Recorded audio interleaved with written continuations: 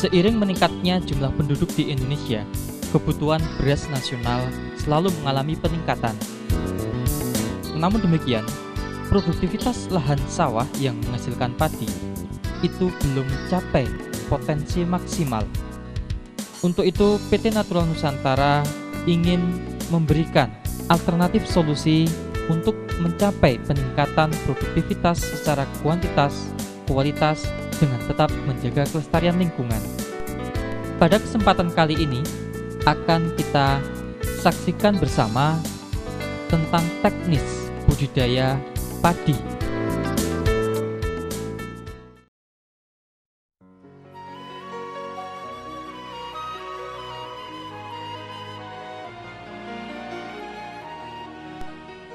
Sebagai persiapan awal, kita siapkan pembuatan persemaian. Untuk membuat persemaian dapat digunakan dengan cara menghitung perbandingan luas tanah untuk pembenihan dengan lahan tanam, yaitu 3:10. Artinya bila sawah seluas 1000 meter persegi, maka bagian sawah untuk persemaian dibutuhkan cukup sekitar 3,5 meter persegi.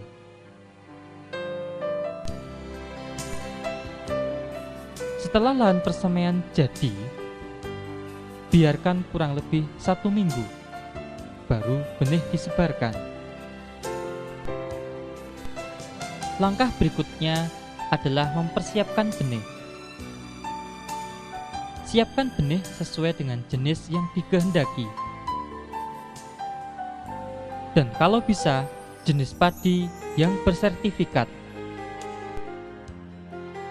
Sebelum benih direndam, terlebih dahulu alangkah baiknya benih kita keringkan di bawah panas sinar matahari kurang lebih setengah hingga 1 jam.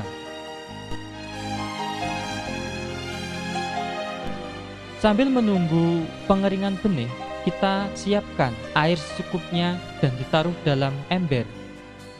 Lalu kita masukkan pupuk organik cair NASA dengan dosis 2 tutup per 10 liter air atau 20 cc per 10 liter air.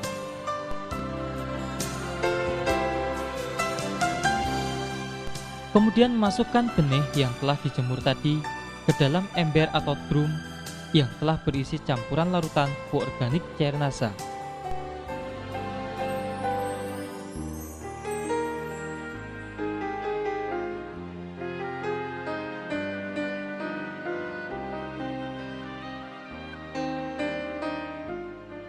Rendamlah selama kurang lebih 1 malam.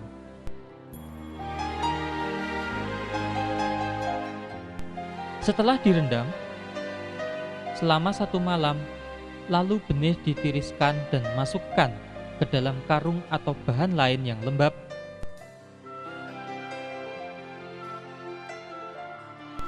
Kemudian diperam selama 1 hingga 2 malam.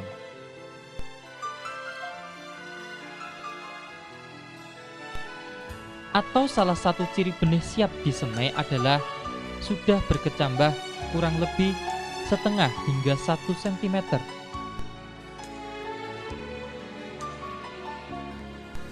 Sedangkan bekas air rendaman jangan dibuang, karena nanti dapat digunakan untuk menyiram lahan persemaian.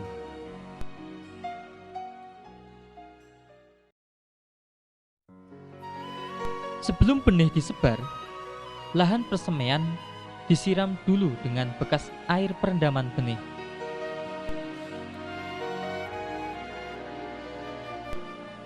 Baru kemudian sebarkan benih yang telah diperam tadi yang sudah mulai berkecambah secara merata ke lahan persemaian.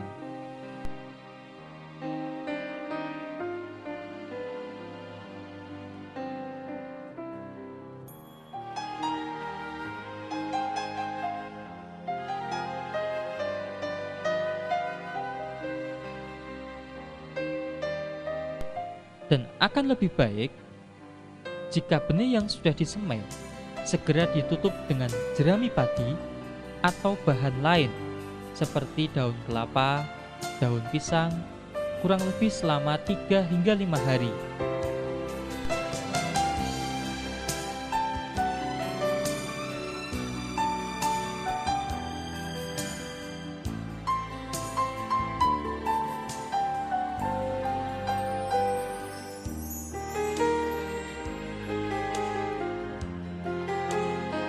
Setelah 3-5 hari, kira-kira benih sudah tampak tumbuh merata.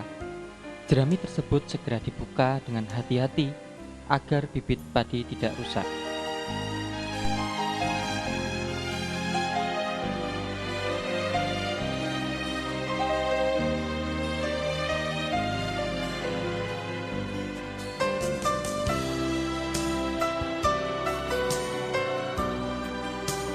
Bibit yang sudah tumbuh di persemaian, dalam pemeliharaannya disemprot dengan pupuk organik cair NASA dengan dosis 2 tutup atau 20 cc per tangki pada umur 7 hari dan 14 hari setelah semai.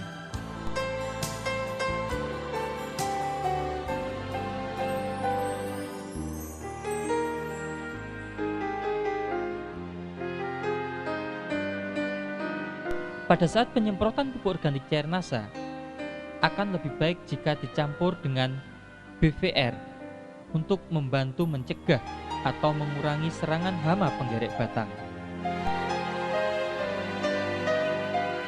Setelah kita lakukan proses pembibitan, kita juga sekaligus dapat melakukan pengolahan tanah. Prinsip pengolahan tanah adalah pembalikan dan pemecahan bongkah-bongkah tanah sawah agar sirkulasi air dan udara di dalam tanah itu berjalan lebih baik. Pengolahan lahan tahap pertama adalah pembajakan. Pembajakan dapat menggunakan traktor atau dengan cara tradisional yaitu menggunakan cangkul ataupun dengan menggunakan tenaga hewan ternak seperti kerbau dan sapi. Tujuan pembajakan adalah untuk pembalikan tanah sekaligus mengendalikan gulma sehingga tanaman pengganggu dan biji-bijian dari rumput-rumput liar akan terbenam dan terurai. Selanjutnya, diamkan kurang lebih 1 minggu. Setelah waktu 1 minggu, baru dilakukan pemupukan dasar. Pupuk dasar berupa NPK, dolomit, dan juga supernasa dapat diberikan dengan beberapa alternatif waktu. Yang dimaksud adalah NPK, dolomit, dan supernasa sebagai pupuk dasar dapat diberikan pada saat sebelum dilakukan pembajakan pertama, dapat juga diberikan setelah pembajakan pertama, namun dapat juga diberikan pada saat sebelum tanam setelah lahan digaru dan sudah diratakan. Tentang dosis pupuk dapat kita lihat pada penampilan tabel pupuk sebagai berikut. Ada 3 tabel jenis dan dosis pemupukan. Tabel pertama merupakan dosis pupuk dengan potensi hasil panen mencapai 1 hingga 1,2 ton per 1000 meter persegi gabah kering panen. Pada tabel pertama, urea sebanyak 18 kg per 1000 meter persegi, ZA 2 kg per 1000 meter persegi, SP36 12,5 kg per 1000 meter persegi, KCL 10 kg per 1000 meter persegi. Sedangkan dolomit adalah 25 kg per 1000 meter persegi. Tabel kedua yaitu dosis pupuk dengan potensi hasilnya 0,8 hingga 1 ton per 1000 meter persegi gabah kering panen. Pada tabel kedua, dosis urea 7,5 kg per 1000 meter persegi, SP36 14,5 kg per 1000 meter persegi. Sedangkan tabel ketiga, potensi hasilnya mencapai 0,6 hingga 0,8 ton per 1000 meter persegi gabah kering panen. Adapun tabel yang ketiga, dosis urea 6 kg per 1000 meter persegi, SP36 11,5 kg per 1000 meter persegi. Lahan disebari campuran pupuk dasar berupa pupuk makro dan dolomit. Khusus untuk TSP atau SP36 dan dolomit atau kapur pertanian, sebaiknya diberikan semuanya atau 100% sebagai pupuk dasar, artinya tidak untuk pupuk susulan. Kami tegaskan bahwa jenis dan dosis pupuk tersebut merupakan pendekatan atau hanya sekedar untuk referensi atau acuan. Artinya dosis pupuk yang ada dalam tabel tersebut tidak berlaku mutlak atau sama untuk semua tempat atau wilayah.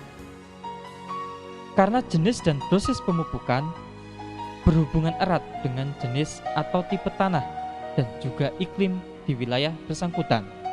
Setelah dilakukan penebaran pupuk makro, selanjutnya supernasa yang telah dicampur air disiramkan merata ke permukaan tanah. Adapun beberapa peran pupuk organik padat supernasa terhadap perbaikan lingkungan tanah atau kondisi tanah antara lain: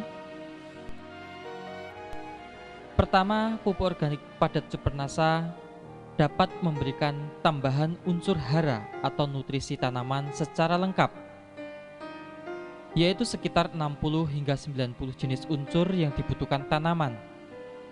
Hal ini mengingat bahan baku supernasa adalah bahan-bahan alami yang mengandung unsur antara 60 hingga 90 jenis.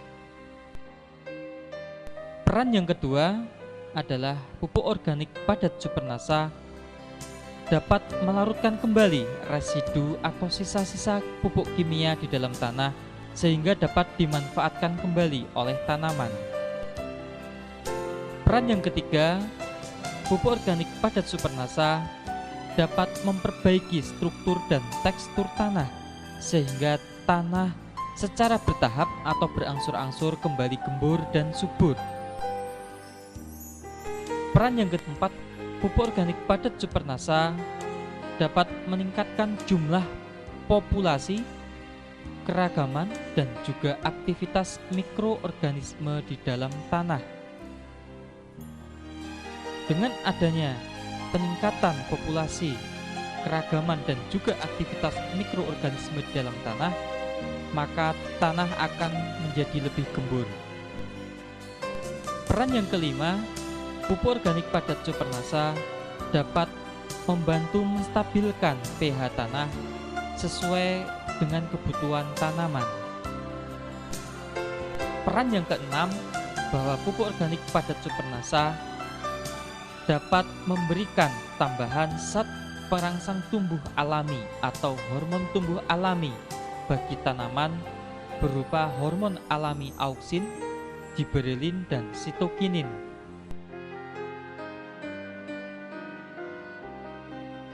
Caranya adalah bahwa satu botol supernasa terlebih dahulu dilarutkan menggunakan 3 liter atau 3000 cc air menjadi larutan induk. Dari larutan induk tersebut kita ambil 200 hingga 300 cc, kurang lebih 1 gelas biasa. Kemudian kita encerkan dengan 50 liter air. Setelah kita aduk, barulah kita siramkan merata ke permukaan lahan. Selama pemupukan dasar hingga nanti fase tanam, masukkan air secukupnya, jangan sampai melimpah ruah sehingga mengalir keluar dari lahan kita. Setelah kita lakukan pemupukan dasar dan juga penyiraman supernasa, kemudian kita lakukan penggaruan atau garuk. Tujuan penggaruan adalah agar tanah menjadi rata dan rerumputan yang masih tertinggal dapat terbenam ke dalam tanah. Tanah yang sudah digaru dibiarkan selama 4 hari. Setelah tanah sudah menjadi lumpur halus dan pupuk dasar maupun supernasa sudah menyatu dengan tanah atau bereaksi dengan tanah, baru lahan siap ditanami.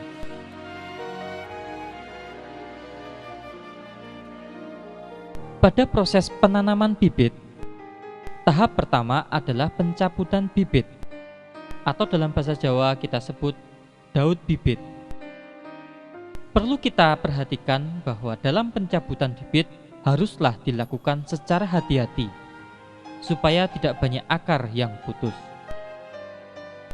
Syarat bibit yang baik untuk dipindahkan ke lahan penanaman adalah tinggi bibit sekitar 25 cm, memiliki 5 hingga 6 helaian daun, batang bawah besar dan keras, bebas hama dan penyakit tanaman, serta jenisnya seragam.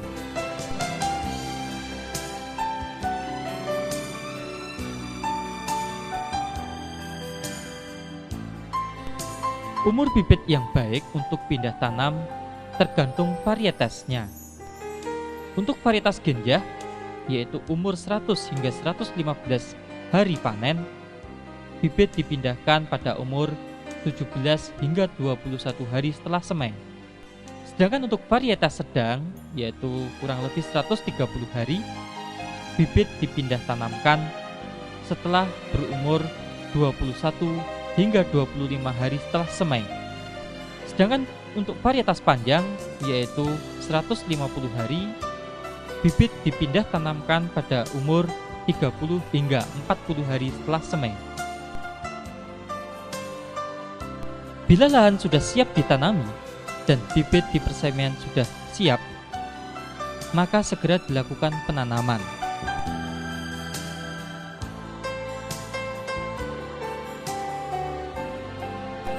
Jarak tanam yang digunakan antara lain adalah 25 kali 25 cm atau 30 kali 30 cm.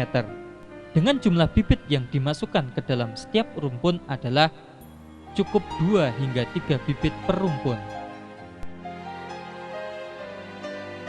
Pada saat penanaman juga perlu kita perhatikan kedalaman tanam. Umumnya, sebagian besar petani di Indonesia kurang memperhatikan kedalaman bibit atau kedalaman tanam. Kedalaman yang sering digunakan hanya didasarkan pengalaman selama bertahun-tahun jadi petani atau berdasarkan naluri. Bibit yang terlalu dalam dibenamkan atau ditanam akan berakibat pada berkurangnya jumlah anakan tanaman. Ini terjadi karena semakin dalam pembenaman bibit, maka akan semakin kurang suhu tanah, sehingga mata tunas yang ada di bagian bawah bibit tidak akan memperoleh rangsangan untuk membentuk anakan.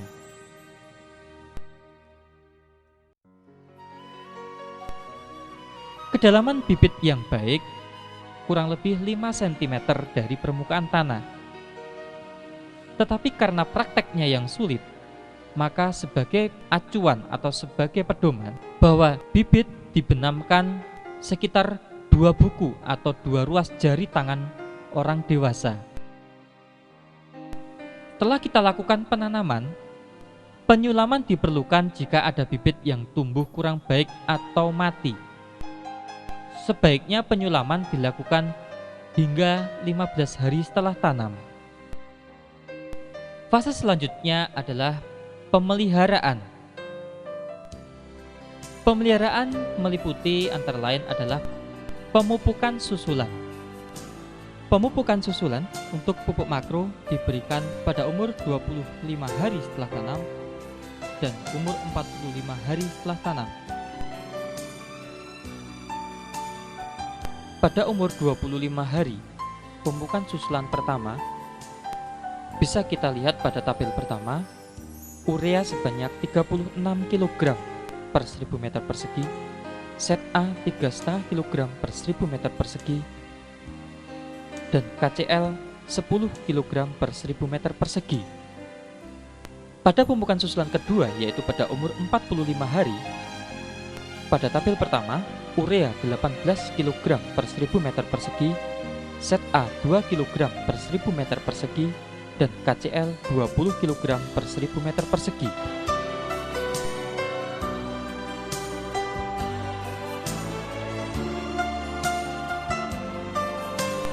Sedangkan tabel kedua, pada umur 25 hari, pemupukan susulan pertama urea 15 kg per 1000 meter persegi, KCl 5 kg per 1000 meter persegi.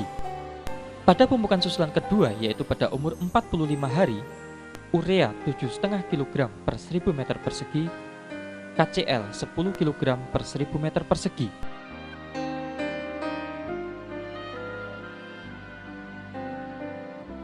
Pada tabel ketiga, pada umur 25 hari, pemupukan susulan pertama, urea 10,5 kg per 1000 meter persegi, KCl 4 kg per 1000 meter persegi.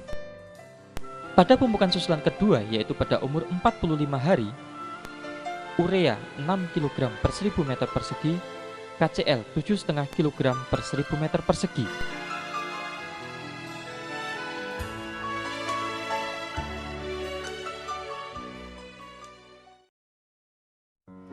Penyemprotan pupuk organik cairnasa dan hormonik yang pertama dilakukan pada umur 15 hari setelah tanam. Selanjutnya penyemprotan yang kedua adalah 30 hari setelah tanam. Dan penyemprotan yang ketiga adalah 40 hari setelah tanam.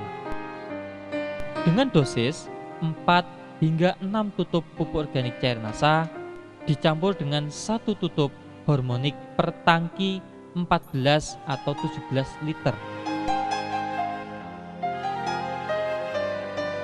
Perawatan yang lain adalah pengolahan tanah ringan. Pengolahan tanah ringan ini dilakukan pada tanaman berumur 20 hari setelah tanam. Tujuannya adalah untuk memperbaiki sirkulasi udara atau aerasi dalam tanah, juga agar tanah di sela-sela tanaman akan menjadi gembur. Alat yang digunakan biasanya berupa sorokan, yaitu semacam garpu kayu bergigi paku yang sudah ditumpulkan selebar kurang lebih 15 cm dan diberi tangkai. Pemeliharaan selanjutnya adalah penyiangan. Gulma atau tanaman liar yang mengganggu tanaman padi akan bersaing dengan tanaman padi dalam memperoleh makanan atau zat hara dari dalam tanah. Oleh karena itu, penyiangan sangat diperlukan agar tanaman padi dapat tumbuh sempurna sehingga produktivitasnya dapat maksimal. Gulma yang sudah dicabut dapat dibuang keluar areal sawah atau dipendam dalam lumpur sawah sedalam-dalamnya.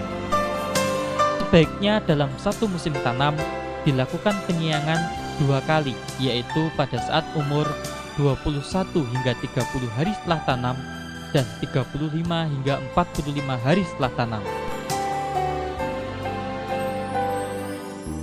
Dalam berbudidaya padi, hal yang sangat penting adalah pengaturan air.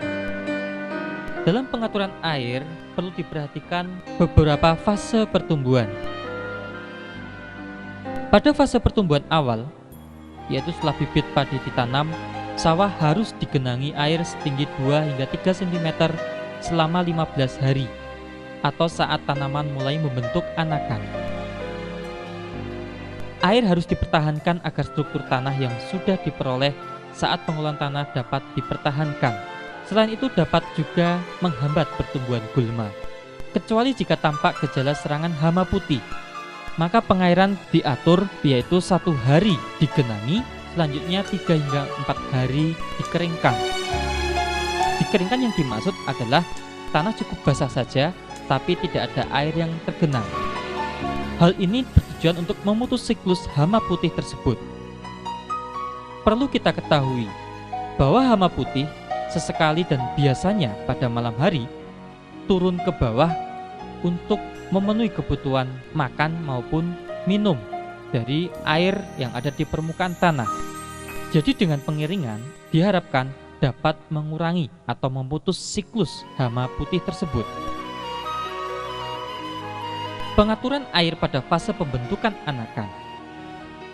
Pada fase pembentukan anakan, ketinggian air perlu ditingkatkan dan dipertahankan cukup 3-5 cm hingga tanaman terlihat bunting. Bila permukaan air mencapai ketinggian lebih dari 5 cm dari permukaan tanah, Hal ini malah dapat berakibat pembentukan anakan atau tunas akan terhambat. Tetapi sebaliknya, jika kurang dari 3 cm, gulma akan mudah sekali tumbuh dan berkembang. Pengaturan air pada fase bunting, yaitu air dibutuhkan dalam jumlah cukup banyak, sehingga ketinggian genangan air pun harus cukup tinggi, yaitu sekitar 10 cm dari permukaan tanah. Kekurangan air harus dihindari pada saat fase bunting ini, karena dapat berakibat kurang sempurnanya pengisian bulir padi, sehingga pada akhirnya banyak pembentukan bulir padi yang gagal atau tidak sempurna dan kurang bernas.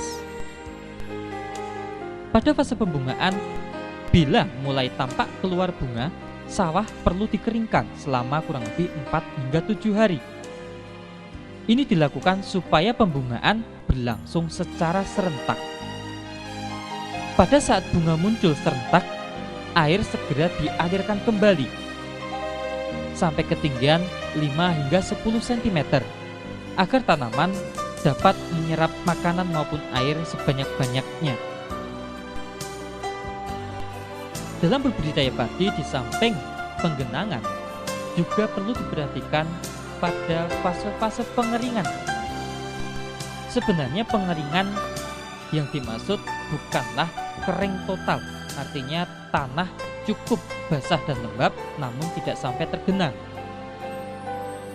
Pengeringan hanya dilakukan pada fase pemasakan biji.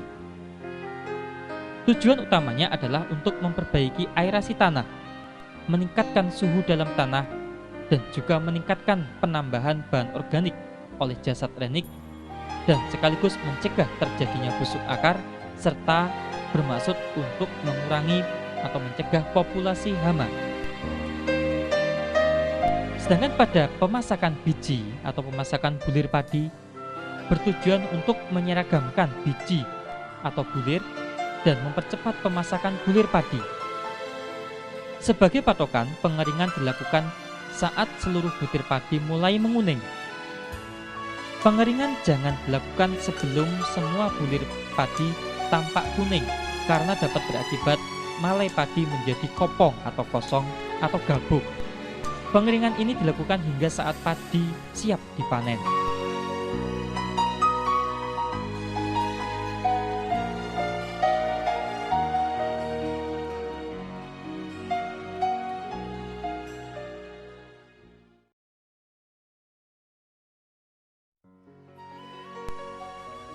Dalam budidaya tanaman padi, tindakan pencegahan serangan hama dan penyakit tentunya lebih baik daripada tindakan pengobatan. Untuk itu perlu dilakukan pengamatan secara cermat dan teratur. Paling tidak pengamatan dilakukan setiap 2 hari sekali atau setidaknya 1 minggu sekali.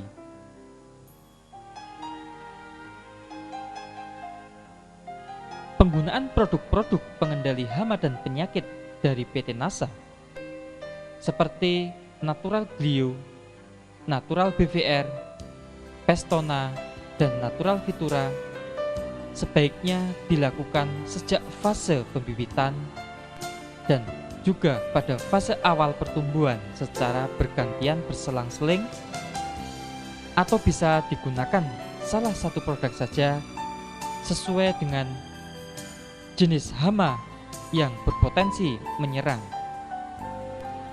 Akan lebih baik jika Natural Glio, Natural BVR, Natural Vitura maupun Pestona diberikan secara teratur 1-2 minggu sekali berdasarkan jenis hama atau penyakit yang biasanya berpotensi menyerang tanaman padi di wilayah atau lahan yang bersangkutan. Selain penggunaan produk-produk dari PT Natural Nusantara, sebaiknya juga dilakukan tindakan pencegahan lainnya. Tindakan pencegahan serangan hama dan penyakit tanaman padi juga dapat dilakukan dengan beberapa cara. Misalnya dengan pengaturan rotasi tanaman dan juga rotasi varietas tanaman padi. Dengan pengolahan tanah yang baik, pengaturan jarak tanam, penyiangan secara teratur, kemudian dengan pengelolaan air, perbaikan sanitasi lingkungan, misalnya dengan menjaga kebersihan penatang sawah, dan yang tidak kalah pentingnya adalah dengan pemberian nutrisi atau pupuk secara lengkap, cukup, dan berimbang. Adapun beberapa hama dan penyakit yang sering dijumpai menyerang tanaman padi, diantaranya adalah yang pertama adalah hama putih palsu. Hama putih palsu biasanya menyerang sejak awal pembibitan. Gejala yang dapat dijumpai biasanya ditemukan titik-titik yang memanjang sejajar tulang daun dan berwarna putih, serta dapat ditemukan ulat yang menggulung daun padi. Untuk pencegahan ataupun pengendalian, sebaiknya menggunakan natural BVR sejak pada fase pembibitan untuk mencegah atau bahkan mengurangi meluasnya ancaman serangan, dan juga dengan cara pengaturan air yang baik seperti yang sudah dijelaskan pada fase pengelolaan air. Hama yang kedua adalah hama penggerek batang padi. Hama penggerek batang padi biasanya menyerang tanaman padi dengan cara menggerek batangnya. Jika menyerang tanaman padi pada fase vegetatif atau pada saat tanaman masih muda, disebut dengan sundep. Gejalanya adalah batang padi mudah sekali dicabut dan berwarna kuning kecoklatan. Sedangkan apabila penggerek batang padi menyerang pada fase generatif atau pada saat tanaman padi memasuki fase bunting, biasanya disebut hama beluk. Gejala serangan hama beluk dapat dijumpai malai kelihatan hampa atau kosong dan mudah sekali dicabut karena bagian bawah batang digerek oleh hama beluk tersebut. Untuk pencegahan ataupun pengendalian dapat diberikan atau disemprotkan natural BVR atau Pestona. Natural BVR ataupun Pestona dapat digunakan salah satu saja atau juga dapat diberikan kedua-duanya dengan cara berselang-seling. Misalnya, minggu ini disemprotkan natural BVR, 1 atau 2 minggu kemudian disemprotkan Pestona, selanjutnya 1 atau 2 minggu berikutnya disemprotkan BVR lagi, dan seterusnya. Hama yang ketiga adalah hama wereng. Hama wereng menyerang dengan cara mengisap cairan batang padi. Dan hama wereng juga dapat menularkan virus. Untuk melakukan pencegahan atau penanggulangan dapat dilakukan rotasi varietas dan juga rotasi tanaman. Dalam pengendalian hama wereng, penggunaan pestisida kimia haruslah cara hati-hati atau bijaksana. Karena penggunaan pestisida kimia yang terlalu sering dapat menimbulkan wereng menjadi resisten. Selain resisten, hama wereng juga bisa mengalami perubahan genetik. Untuk itu, penggunaan natural BVR dan Pestona merupakan cara yang sangat tepat untuk mengendalikan hama wereng, karena natural BVR dan Pestona merupakan bahan-bahan pengendali wereng yang bersifat alami. Pada saat penyemprotan natural BVR ataupun Pestona, sebaiknya perlu memperhatikan hal-hal berikut.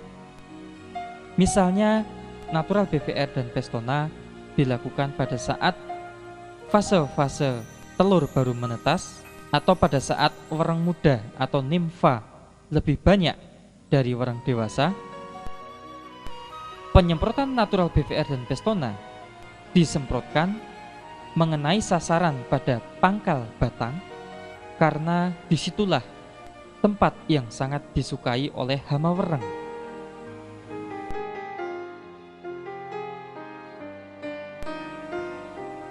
Dari kedua hama, yaitu hama penggerek batang padi maupun hama wereng, sebaiknya pada saat tanaman padi sudah terserang hama penggerek batang maupun wereng, jerami habis panen itu sebaiknya dibakar. Serta perlu dilakukan pengelolaan air dan pengelolaan tanah dengan baik dan benar.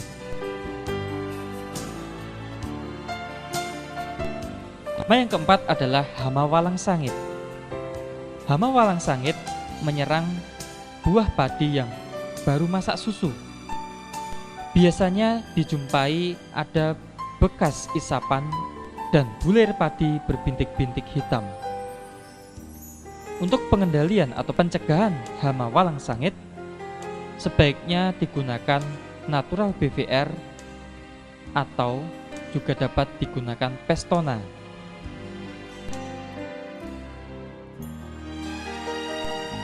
Di samping hama-hama tersebut tadi, kita juga perlu mewaspadai adanya ancaman hama lainnya seperti hama tikus maupun hama burung yang biasa menyerang tanaman padi secara tiba-tiba dan sehingga bisa menyebabkan kegagalan panen. Khususnya hama tikus dapat dilakukan penyebaran atau penebaran musuh alami tikus seperti burung hantu, ular, anjing, maupun kucing. Serta dapat juga dilakukan pembersihan pematang sawah atau sanitasi yang baik. Pada saat habis panen sebaiknya dilakukan gropioan atau memburu tikus secara beramai-ramai. Sedangkan untuk hama burung, cara yang sementara bisa dilakukan adalah dengan cara memasang boneka sawah atau boneka yang mirip orang-orangan yang dipasang di tengah-tengah hamparan padi atau di sekeliling pematang sawah.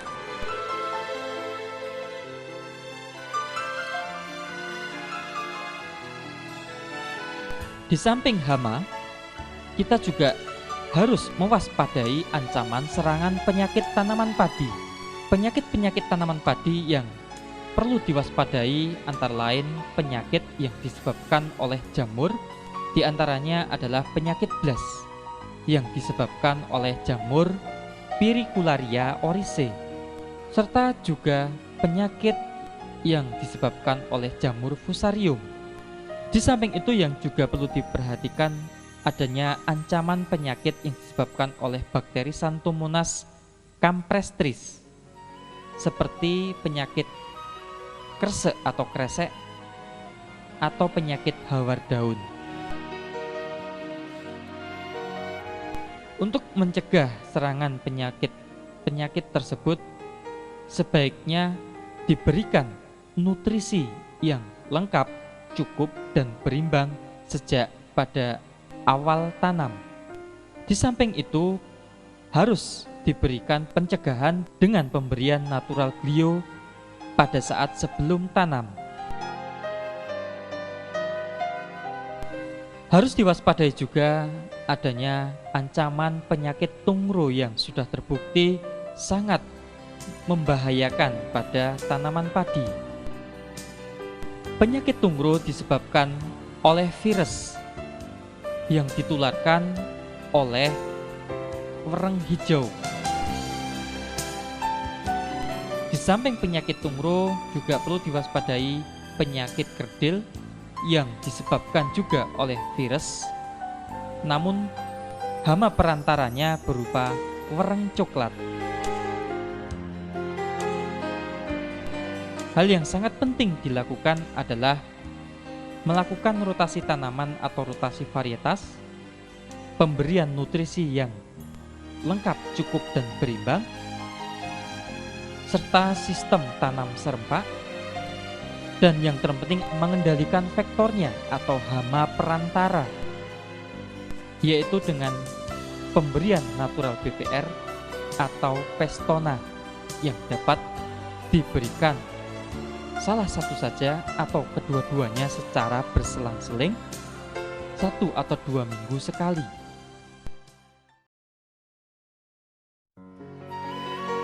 Setelah tanaman cukup umur, maka segera dilakukan pemanenan. Pemanenan dapat menggunakan sabit atau ani-ani atau alat yang lain disesuaikan dengan lokasi dan juga tradisi setempat. Demikianlah informasi tentang budidaya padi dari PT Natural Nusantara. Semoga informasi ini bermanfaat bagi mitra NASA khususnya dan petani padi pada umumnya di seluruh Nusantara. Terima kasih dan salam NASA.